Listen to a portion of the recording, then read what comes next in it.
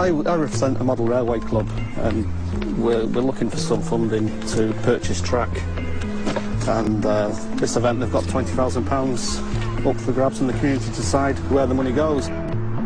Well, today I'm going to try and get some funding for playground equipment for the children at the school. I have nominated a project which is to regenerate a churchyard at Morecambe Parish Church.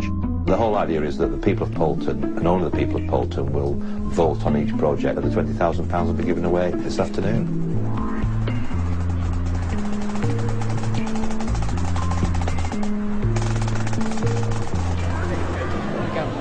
Good afternoon, everybody.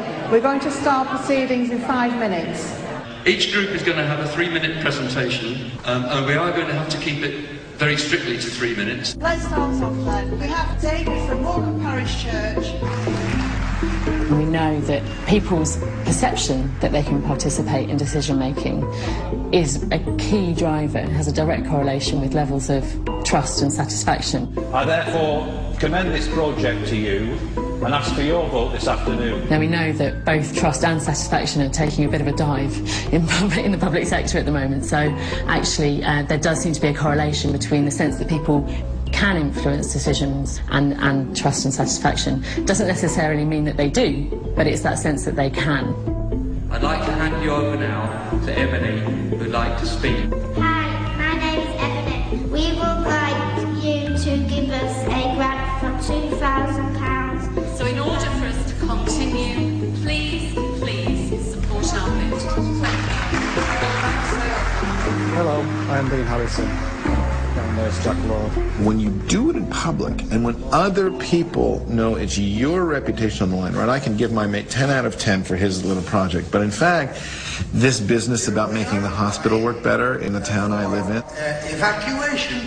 Like I've actually got to pay some attention to that. To support our older residents. Once you deliver something that actually allows people to make a decision, it's incredible how compelling it is, how willing people are to participate in these things, because they are exciting. Thank you very much for this. Thanks very much. That's why people are less engaged in politics in the representative sense, but they're much more engaged in politics in a personal sense, in terms of the power that they feel to affect their community, the world around them. I think that's steadily increasing as their trust in representative politicians is steadily decreasing.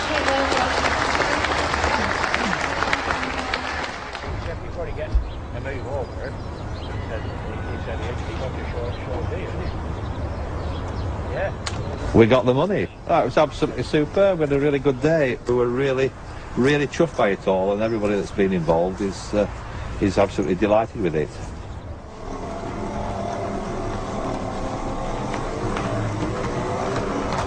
Right, guys.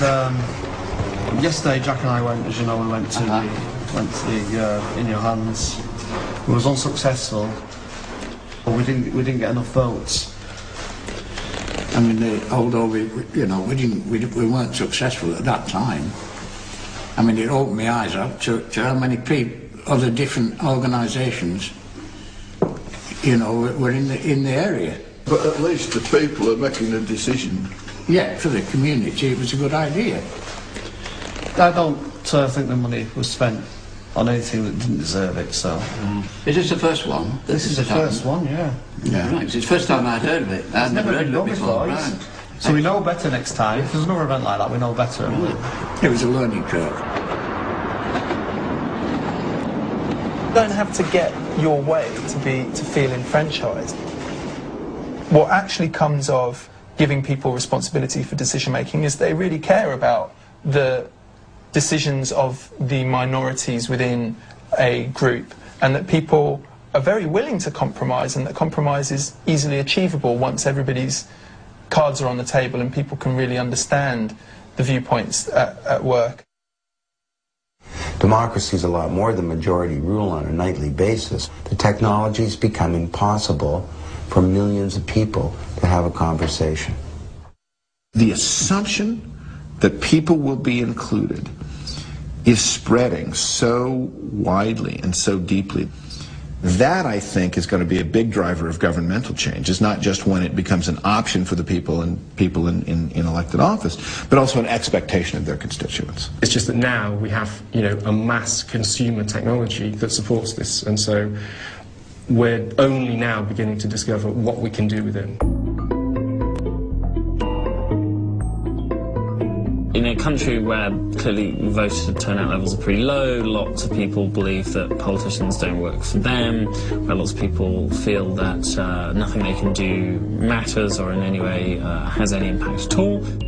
It would give citizens a lot more power if they knew a lot of stuff that was currently hidden or effectively secret. But I also think it would enable politicians to run much better government. And this is a thing that I think politicians don't often believe. They tend to think transparency is just something used to harm them. And opacity may hide problems today, but it almost certainly builds the biggest scandals of the sort that then cause politicians real massive trouble. So if I could make them understand anything about this new world, it would be that much greater transparency probably makes them much more electable people. It is a shift in power. It's a different kind of democracy, in my view.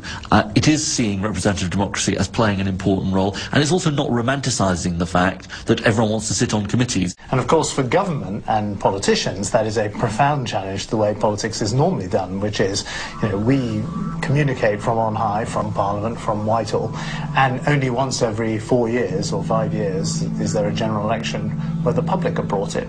Now, I think that's a good thing that this change is happening, but I think it will shake up British politics and indeed politics around the world in a way that people probably haven't anticipated yet. If you look at what George Osborne is saying and some of the other people in the new wing of the Conservative Party, they appear to understand what's going on in the real world in terms of social networks and MySpace generations and all that kind of stuff. But I think that's partly because they have the advantage of being in opposition for a period of time. Whether they can apply that to government is another question. Remember, we do have this thing called, which is sort of voting. You know what I mean, where people get to choose who their representatives are. Do you know what I mean? I mean, politics is quite open to... Once every 4 years. Exactly. Is that enough? No, it isn't. Definitely not. I mean, I think let me think about how I would put this. New paradigms cause dislocation and confusion, and they're nearly always received with coolness, or worse, mockery, hostility, and vested interest fight against change. It's very important that the role for government remains, the role for government being to provide the resources for people to make local decisions about how they want money spent in an area. This isn't about sort of a DIY country, because if you had a DIY country without any role for government, then where would the funding come from for all the important things that people want done in a particular area, for example?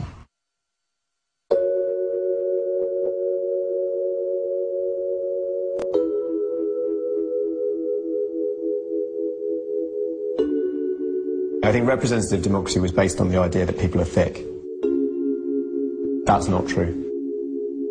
I think there's a much more radical thing that will happen, which is basically that people go around the side of representative democracy, and rather than saying, I want to kind of have input on what this politician is deciding in Parliament, they'll do it themselves.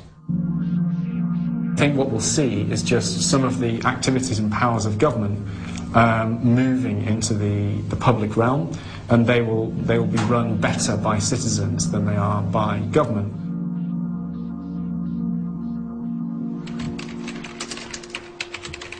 Imagine you wanted to build a new railway between London and Birmingham that cut the journey time. How much would that cost? At the moment, the only method of doing that is through taxes. Now, if you were to use the point to do that, completely outside of public policy, you could do it. You could do it. There is this possibility of using these tools to do massive things, which is completely unexplored at the moment.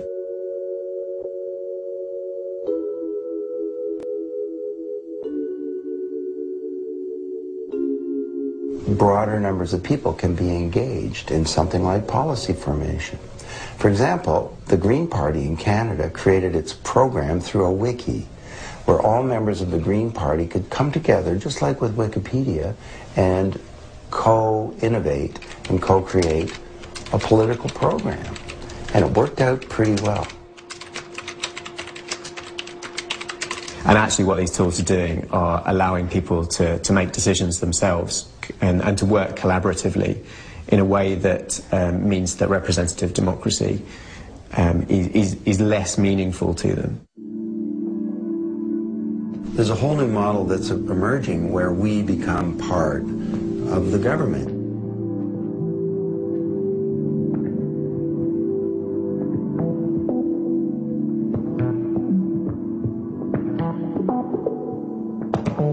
I call it Government 2.0. What I think will happen is going to be a much higher degree of hybridization between government and the people, and in particular the groups of people that they serve.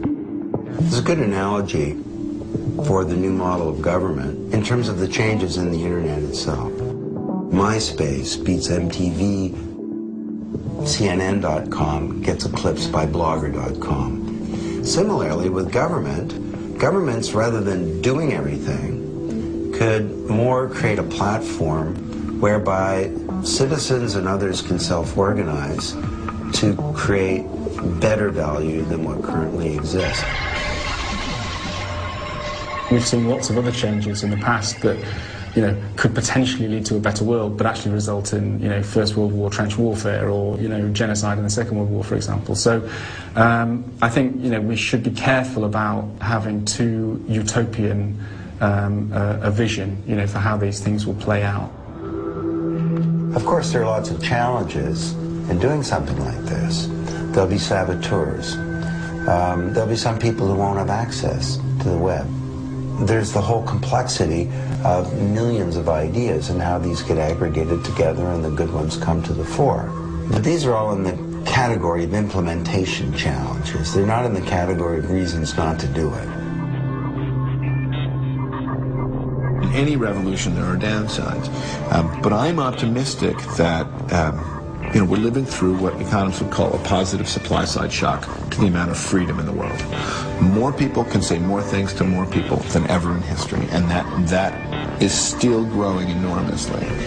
And I think in the times when we've seen enormous increases in intellectual or political freedom, there has certainly been a period of chaos immediately afterwards, but that over the long haul, the values of those changes have been not just mainly positive, but enormously positive for society.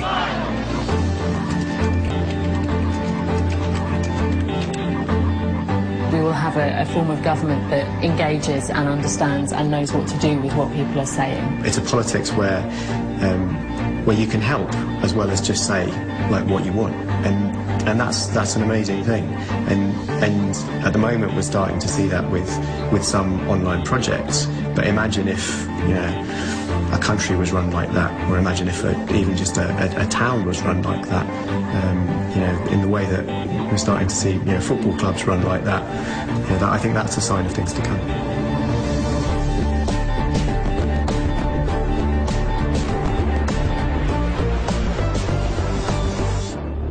As time goes on, we will see people increasingly comfortable participating in situations where the social value is really about other people caring enough rather than someone being paid to provide that value.